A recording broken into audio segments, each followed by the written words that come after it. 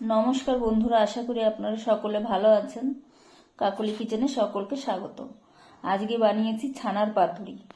নিরামিষ দিনে এই পাতুরি বানিয়ে দেখতে পারেন, খেতে কিন্তু খুব দারুণ হয়। তাহলে চলুন কিভাবে বানিয়েছি দেখা যাক। এখানে আমি 1 চামচের মতন সর্ষে নিয়েছি। সর্ষেটা শুকনো অবস্থায় আমি 2-3 বার ঘুরিয়ে নেব, তারপরে আমি জল মেশাবো। আগে জল মেশানো যাবে না, তাহলে সর্ষেটা ভালো বাটা হবে না। শুকনো অবস্থায় 2 বার ঘুরিয়ে নিলে তাহলে একদম স্মুথ হয়ে যাবে, একদম শিলে বাটলে যেরকম হয় সেরকম হবে। এই দেখুন, সর্ষেটাকে আমি প্রথমে গুঁড়ো করে নিয়েছি। এখন যদি অল্প অল্প জল দিয়ে বাটলে না, খুব সুন্দর একদম শিলের মতো হয়ে যাবে বাটা। কিন্তু আমি তো এখন জল অল্প মেশাবো। আমি এখন এর মধ্যে দিয়ে দিচ্ছি কয়েকটা কাজু। এখানে আপনারা কাজুর পরিবর্তে পোস্তও দিতে পারেন, আমি কাজু দিলাম। এখন দিচ্ছি নারকেল, আর দিচ্ছি 2টো কাঁচা লঙ্কা। এখন আমি এগুলোকে বেটে নেব। এখানে আমি 1/2 লিটার দুধ থেকে ছানা কাটিয়ে নিয়েছি। এখন আমি এর ভিতরে দিয়ে দিচ্ছি স্বাদ অনুসারে লবণ, দিচ্ছি হলুদ গুঁড়ো, আর দিচ্ছি সর্ষে নারকেলের পেস্ট, দিচ্ছি সামান্য পরিমাণে একটু চিনি, আর দিচ্ছি ধনে পাতা কুচি। আপনারা চাইলে এটা বাদ দিতে পারেন।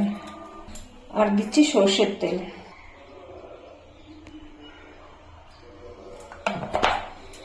এখন সবগুলো উপকরণ ভালো করে মেখে নেব। এখানে আমি কলা পাতা নিয়েছি। কলা পাতা আমি ভালো করে ধুয়ে নিয়েছি। এখন আমি একটা চাটু গরম করতে বসিয়েছি। এখন কলা পাতাটাকে একটু ছেঁকে নিতে হবে, মানে এর মধ্যে দিলে ছেঁকে নিলে পাতাটা নরম হয়ে যাবে, তাহলে পাতুরিটা বানাতে সুবিধা হবে।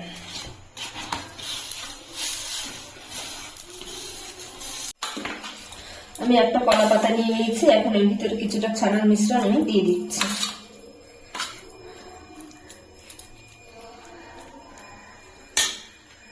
আর দিচ্ছি একটা কাঁচা লঙ্কা। এখন কলা পাতাটাকে মুড়ে দেবো।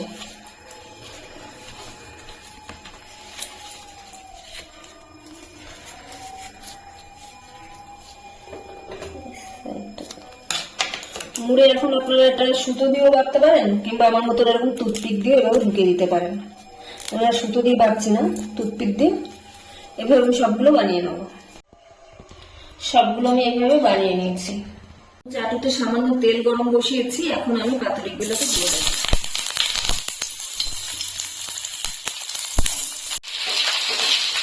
এক পিঠ হয়ে গেলে আর একটু করে দিয়ে দেবো।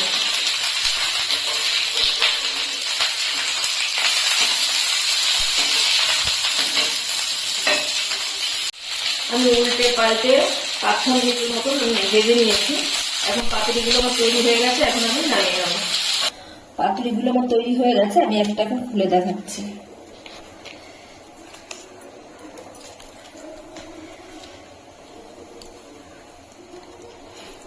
এই দেখুন, নিরামিষ দিনে এটা খেতে খুব দারুণ হয়। রেসিপিটা আমার তৈরি হয়ে গেছে। ভিডিওটি যদি ভালো লাগে তাহলে একটা লাইক করবেন, সাবস্ক্রাইব করবেন এবং কমেন্টে জানাবেন কেমন হয়েছে।